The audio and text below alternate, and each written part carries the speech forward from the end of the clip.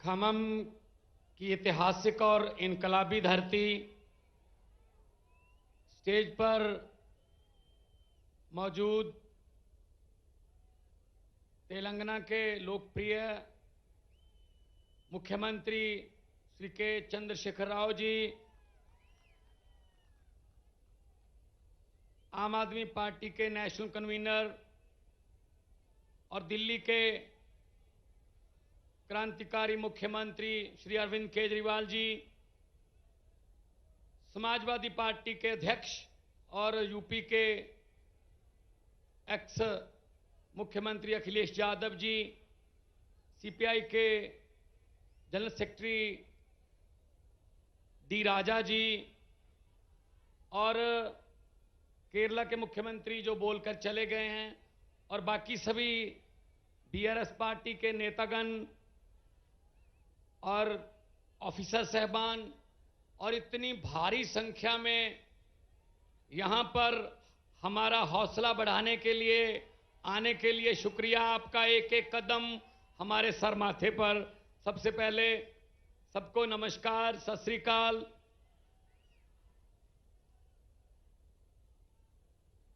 आज एक बड़ा अच्छा प्रोग्राम देखा जिसमें लोगों की आंखों का चेकअप होता है। बहुत बड़े लेवल पर चश्मे बांटे जा रहे हैं और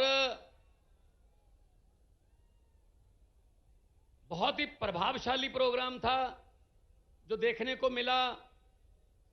बहुत कुछ सीखने को भी मिला।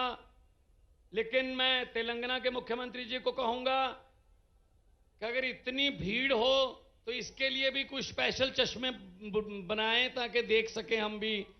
वो दूर तक नजर जाती है तो लोग ही लोग नजर आ रहे हैं। ये आपका प्यार है। आपने घर से पहला कदम जब इस रैली की तरफ, इस फंक्शन की तरफ बढ़ाया, वो पहला कदम बदलाव का कदम था।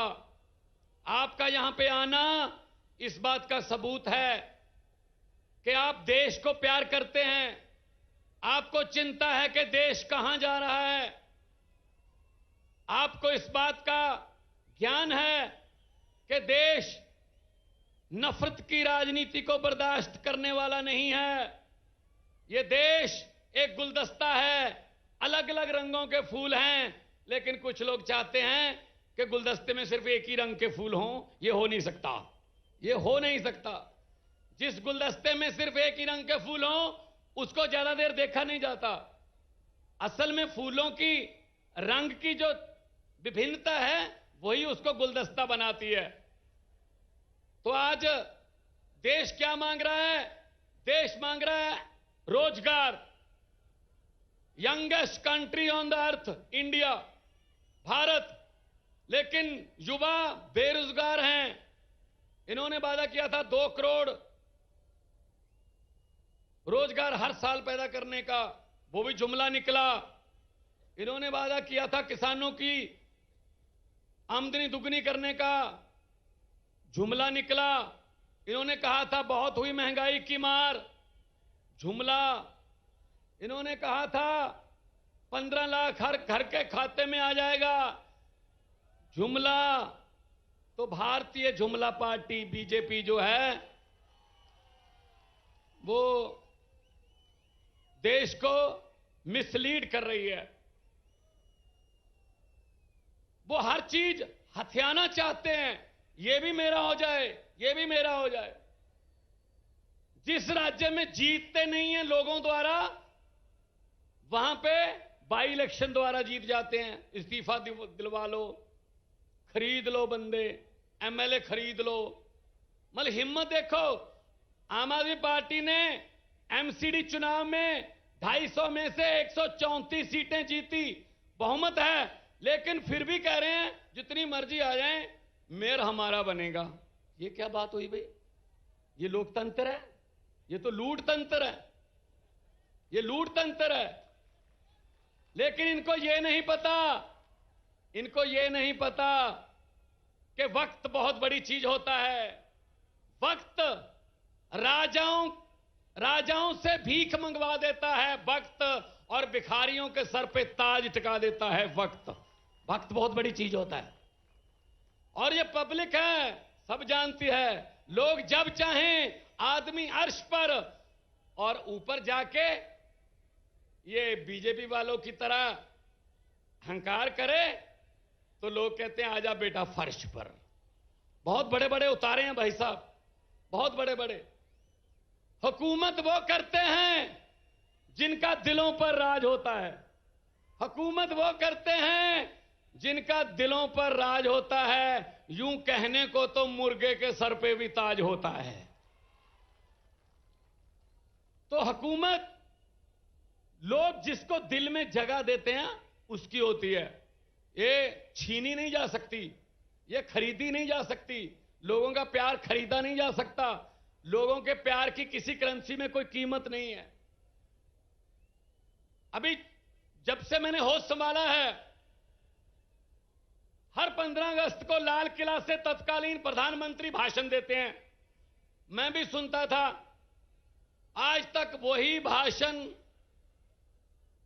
अफसरों का लिखा लिखाया, रटा रटाया भाषण, लाल किला के सामने से बेरोजगारी पर चिंता व्यक्त, महंगाई पर थोड़ी ज्यादा चिंता व्यक्त, आतंकवाद पर सबसे ज्यादा चिंता व्यक्त, और 15 अगस्त खत्म। मैं उनको कहना चाहता हूं, मेरे देश के वारिसों, अगर देश की 130 करोड़ जनता की किस्मत नहीं बदल सकते, कम से कम भाषण तो बदल लो। अब तो लाल किले के कबूतरों को भी भाषण याद हो गए होंगे। कुछ तो नया कर दो, नहीं करते। अपने आप बारी आ जाती है, लोगों के पास कोई रास्ता ही नहीं था। पंजाब में ऐसी चल रहा था, 5-5 साल की बारियां चल रही थी। लेकिन तीसरा बदलाव आया आम आदमी पार्टी के रूप में। 117 में से 92 सीटें पंजाब में आई। पहली बार 92 सीटें आई किसी पार्टी की। और बड़े बड़े जो अपने आप को कहते थे हमें कोई हरा ही नहीं सकता, पूरे का पूरा खानदान हरा दिया उनका भाई साहब। ये पब्लिक है। और इनका क्या काम है? इनका काम है लूटना। सब कुछ बेच दिया। जहाज बेच दिए, एयरपोर्ट बेच दिए, नदियां बेच दी, LIC बेच दी, रेलवे बेच दी। सिर्फ मीडिया खरीदा बस, बाकी सब कुछ बेचा है। तो इसलिए मैं कहना चाहता हूं कि ये सिर्फ अपनों के बारे में सोचते हैं, अपने दोस्तों के बारे में सोचते हैं। जनता का कोई फिक्र नहीं है इनको। अगर किसी नदिया के घाट पर ये बीजेपी वाले बस जाते, अगर किसी नदिया के घाट पर ये बीजेपी वाले बस जाते, तो लोगों के प्यासे होंठ 2 बूंद पानी के लिए भी तरस जाते। गनीमत है, शुक्र है कि मौसम पर हुकूमत चल नहीं सकती, वरना सारे के सारे बादल भी इनके खेतों में ही बरस जाते। सब कुछ अपने लिए। ये राज्य भी दे दो। ये राज्यपालों से तंग। राज्यपालों को कहते हैं काम नहीं करने देना, स्कूल नहीं खोलने देने केजरीवाल को। केजरीवाल अगर चाहे कि मैं टीचरों को फिनलैंड जाके ट्रेनिंग दिलवा के दिल्ली के बच्चों के लिए लेटेस्ट शिक्षा का प्रबंध करूंगा, कहते नहीं जा सकते, यहीं रहो। और जब वैसे केजरीवाल के स्कूलों के बारे में कोई फाइल नहीं आगे बढ़ती कि अच्छे हो जाएं, जब ट्रंप की पत्नी ने कहा मैंने सरकारी स्कूल देखने हैं, तब केजरीवाल वाला स्कूल दिखाना पड़ा, क्योंकि पता था उनको कि हमारे वालों में कुछ है नहीं, इधर वाला दिखा देते हैं। तो ये है इनका भारत का एजेंडा। तो मैं यही कह रहा हूं, काम हो सकता है अगर नीयत अच्छी हो। यहां आए हैं, कुछ सीखने आए हैं। ये वाला कार्यक्रम, ये आंखों का, क्योंकि पंजाबी में कहावत है, दंद गए तो स्वाद गया, अखां गईयां तो जहान गया। दांत गए तो स्वाद गया, आंखें गई तो जहान गया। तो ये प्रोग्राम बहुत ही अच्छा, हम तो सीख के गए हैं। पंजाब में भी मैं इसी तर्ज पर शुरू करूंगा सारा प्रोग्राम। ये अच्छी चीज कहीं से भी सीखी जा सकती है। अच्छी चीज कहीं से भी सीख लो। ये नॉलेज शेयरिंग का जमाना है, स्टार्टअप का जमाना है, दुनिया गांव बन गई है, कहीं से भी कुछ भी सीख लो। तो मैं तो आज आपको ये कहने के लिए आया हूं और बधाई भी देने आया हूं आपके मुख्यमंत्री जी को, जिन्होंने संघर्ष किया और तेलंगाना के लिए संघर्ष किया और तेलंगाना देश में चमक रहा है। और देश, क्योंकि देश जो है वो रंग बिरंगे फूलों का देश है। मैंने पार्लियामेंट में बोला था, ये कह रहे थे, डिबेट चल रही थी, 2-2 घंटे के भाषण दे रहे थे ये बीजेपी वाले, इस समाज को ये, इस समाज को ये बरादरी, ये समाज। मैंने कहा जी मुझे टाइम दे दीजिए। कहते टाइम है नहीं। मैंने कहा जी 30 सेकंड दे दीजिए स्पीकर साहब। कहते 30 सेकंड में क्या बोलोगे? मैंने 30 सेकंड में बोला। 30 सेकंड में मैंने कहा कि लंबे सफर को मीलों में मत बांटिए, लंबे सफर को मीलों में मत बांटिए, कौम को कबीलों में मत बांटिए।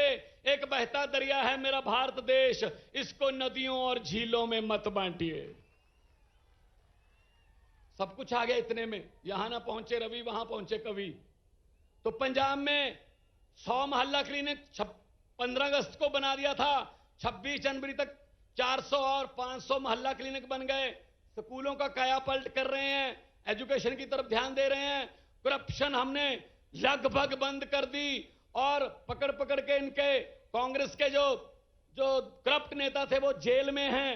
और कांग्रेस के बारे में तो ये मशहूर हो गया अब कि कांग्रेस किसी भी स्टेट में चेंज नहीं है, एक्सचेंज है। वो तो बस किसी की 2-4 एमएलए कम हैं तो कांग्रेस से खरीद लो, बहुमत जरा और तगड़ा करना है तो इधर से खरीद लो। वो तो कांग्रेस को तो अपने ऑफिस पे लिख लेना चाहिए, यहां पर लोगों द्वारा जिताए गए विधायक सस्ते रेटों पर बेचे जाते हैं। ये हालत है उनकी। उनका भी उतना ही कसूर है इस देश की बर्बादी में, जो आजकल चल रही है बर्बादी। तो देश नंबर 1 बनाना है ना। सब कुछ दिया इस देश को भगवान ने, हर किस्म का मौसम दिया, पहाड़ दिए, नदियां दी, कोयला दिया, मारूथल, पानी, समंदर, क्या और इतने मेहनती लोग 130 करोड़। बस एक चीज नहीं दी, सच्ची नीयत वाले नेता बहुत कम दिए हैं। सच्ची नीयत वाली सरकार आ गई देश में, यही देश नंबर 1 बनेगा, यही देश नंबर 1 बनेगा। और मैं आखिर में 2 नारे लगवाऊंगा। शहीद आजम भगत सिंह, राजगुरु सुखदेव जब अंग्रेजों के साथ लड़ रहे थे आजादी के लिए, तब वो नारा लगाते थे और उस नारे से अंग्रेजों की महलों की खिड़कियां कांप जाती थी। दोनों हाथ ऊपर करके नारा लगाना है, उनकी आत्मा को भी सुकून मिलेगा। चलो हैं अभी खमम में लोग जिन्होंने हमारा इनकलाब का नारा दिया, बुझने नहीं दिया। इस दिए में चाहे हमें तेल की जगह अपना खून डालना पड़े, लेकिन इनकलाब का दिया बुझने नहीं देना। दोनों हाथ ऊपर उठाकर इनकलाब, इनकलाब। लोगों को अक्सर कहते सुना है, जिंदा रहे तो फिर मिलेंगे। लोगों को अक्सर कहते सुना है, जिंदा रहे तो फिर मिलेंगे। लेकिन इस पंजाबी दिल ने कहा है, मिलते रहे तो जिंदा रहेंगे।